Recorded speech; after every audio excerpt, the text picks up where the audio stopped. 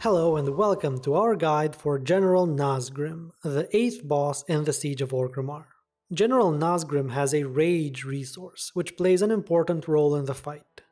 Nazgrim starts out with 0 Rage, but several mechanics in the fight can grant him Rage depending on how your raid handles them. Nazgrim has 4 abilities that cost Rage to use, and every 15 seconds he will use the most expensive ability he can. In addition to these abilities, he has a few others which are not related to his Rage, and he also summons 4 types of adds. We're going to look at Nazgrim's abilities and how to handle them, and then at the adds. To begin with, we should talk about Nazgrim's 3 stances.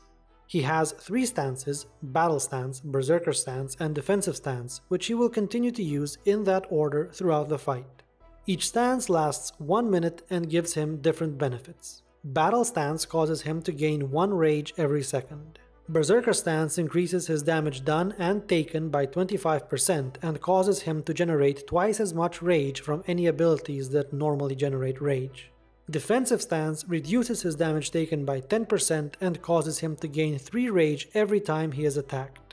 Attacks made by tanks affected by Nazgrim's stacking tank debuff, which we will talk about later, do not generate Rage. Everyone except for your tanks will have to cease all attacks whatsoever on Nazgrim when he is in defensive stance. Nazgrim has 2 abilities that are unrelated to his Rage. Sundering Blow deals damage to his tank and stacks a debuff that reduces their armor by 10% per stack.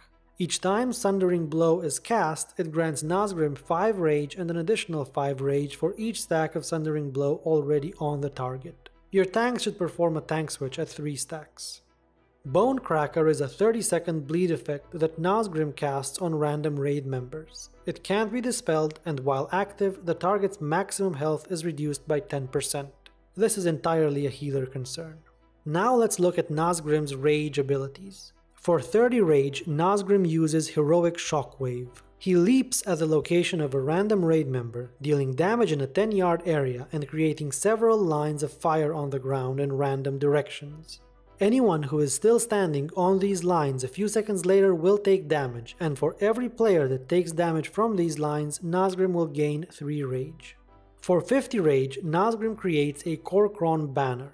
This is an attackable NPC that does not do anything except cause the attacks of any adds to grant Nazgrim 3 Rage. You should always kill the banner as soon as it spawns. For 70 Rage, Nazgrim casts War Song.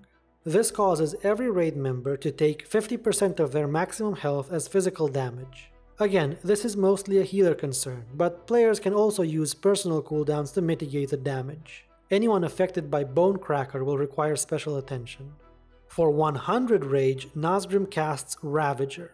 He creates a weapon at the location of a random raid member that moves around slowly until the end of the fight, dealing very high physical damage to anyone in a 6-yard radius. Every time someone takes damage from a Ravager weapon, Nazgrim gains 5 Rage. Simply avoid these weapons.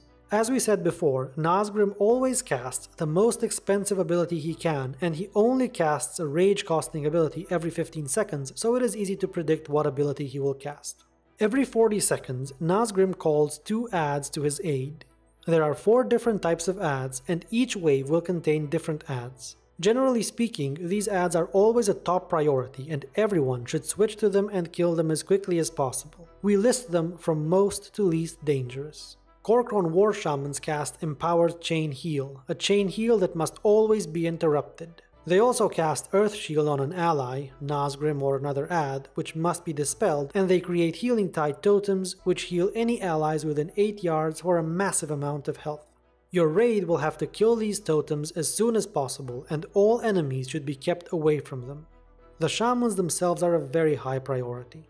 Kor'kron Arcweavers cast Arcane Shock, an interruptible single-target nuke.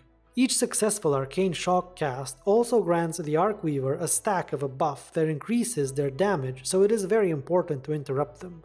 They also cast Magi Strike, another interruptible spell which deals damage in an area, placing a dot on affected players, and Unstable Blink, which causes them to blink to a random location in the room. Kor'kron Assassins enter the fight in stealth and then fixate on random raid members.